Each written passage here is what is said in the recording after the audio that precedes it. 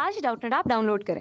Doubtnut पर अपने सभी गणित, रसायन विज्ञान, भौतिक विज्ञान और जीव विज्ञान के डाउट्स का करो सफाया। बस प्रश्न की फोटो खींचो, एक ही प्रश्न को क्रॉप करो और तुरंत वीडियो सोल्यूशन पाओ। अभी डाउनलोड करें।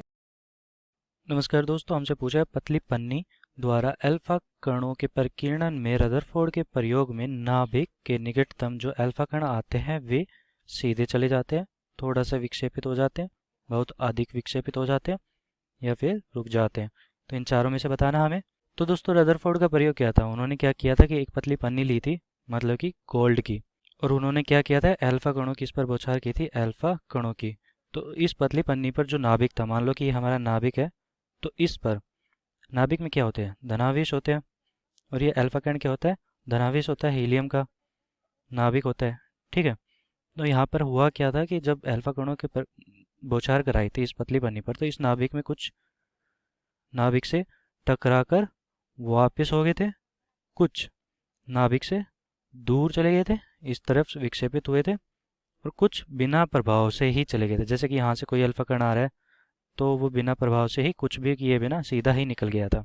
तो ये तीन घटनाएं हुई थी यहाँ पे कि कोई तो सीधा निकल गया था, कोई विक्षेपित हुआ था थोड़ा, और कोई बहुत ज़्यादा विक्षेपित हुआ था। तो बहुत ज़्यादा विक्षेपित होने वाले कौन से थे, ये वाले जो धनावेश के, जो नाभिक के बिल्कुल पास आए थे, जो बिल्कुल उसके सेंटर में, मतलब कि जो केंद्रक के पास आए थे नाभिक की तरफ अल्फा कण। मान लो कि ये ऐसा हुआ था कि यहाँ पे हमारा अल्फा कण है और यहाँ पे हमारा नाभिक है। ठीक है। तो अल्फा कण यहाँ पे आया, इसकी तरफ चला, अल्फा कण पे क्या था, धनावेश था, और इस पर भी क्या था, धनावेश था। तो धनावेश और धनावेश के कारण यहाँ पे आया ये, और जब धनावेश था तो उस पर प्रतिकर्षण बल लगा। कौन सा, कूलामीय प्रतिकर्षण बल, आवेशों के कारण जो कूलामीय बल लगा था, कूलामीय बल। तो हुआ क्या था कि ये यहाँ तक तो आया, फिर उसके बाद जब प्रतिकर्षण बल बहुत ज़्यादा हो गया तो ये वापस इसी दिशा में चला गया। तो हुआ क्या था कि बहुत अधिक विक्षेपित हो गया था। मतलब कितना विक्षेपित कि यहाँ से आया और लगभग 180 डिग्री के लगभग विक्षेपित हो चुका था।